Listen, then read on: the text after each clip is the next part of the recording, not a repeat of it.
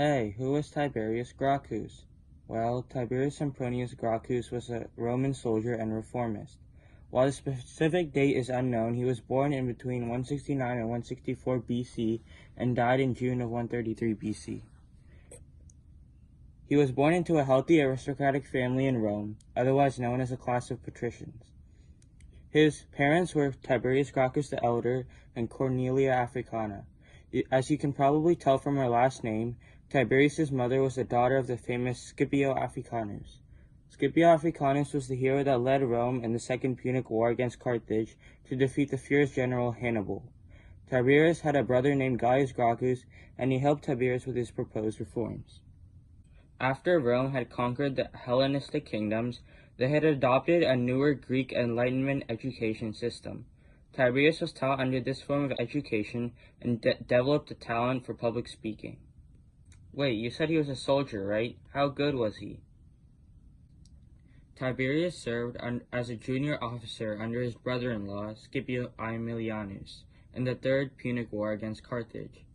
During his time as a military officer, he was also able to save many men in the Roman army by proposing a peace treaty with the city of Numantia in the Numantine War. The Senate did not approve of his actions, but he grew popular among others due to his abilities.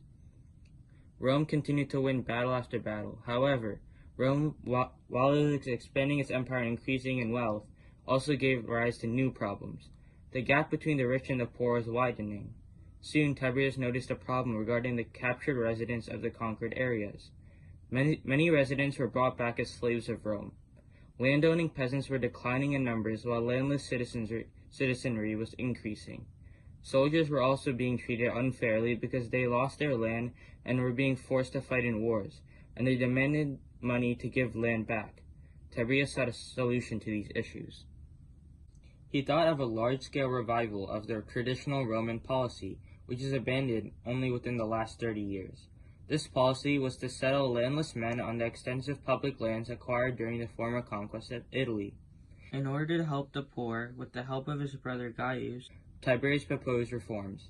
These included limiting the size of estates for the patricians and giving land to the poor. Tiberius gained the support of a small but powerful group of consular senators, primarily of the Claudian faction, into finding a political advantage for sponsoring his idea for the redistribution of these lands.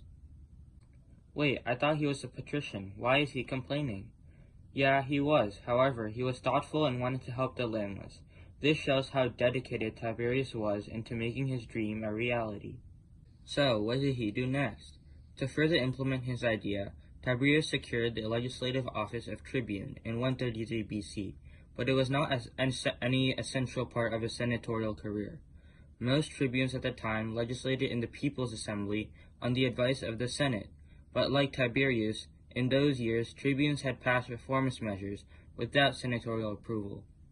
This tribune Octavius used his right of veto to stop the interest of the great occupiers, but Tiberius refused to give in.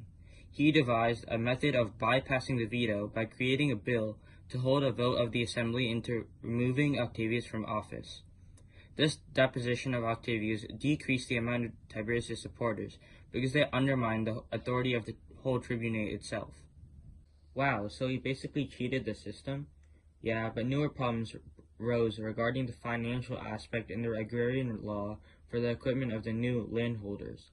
Tiberius Gracchus was expected the Senate to take care of those funds, but Scipio Nasica, an elderly senator from the Scipionic faction, limited them to a small sum. Tiberius tried to counter with a new proposal, but was unsuccessful. Then the king of Pergamum, a city in Anatolia, died in 134 BC and had left his fortune and kingdom to the Roman state. Tiberius claimed it to be in the name of the people and assigned them to the land commissioners, which interfered with the Senate's control of public finance and foreign affairs. Did the Senate do anything to Tiberius for interfering? Tiberius was threatened with the prosecution after his term as tribunate, when he would hold no power in protecting his law. Then the wealthy would have a higher voting advantage. Tiberius sought for a chance to stand for election for a second term as tribunate, but that had not been practiced for 300 years. Nasica and his associates did not like the idea of this and held a riot and used sticks.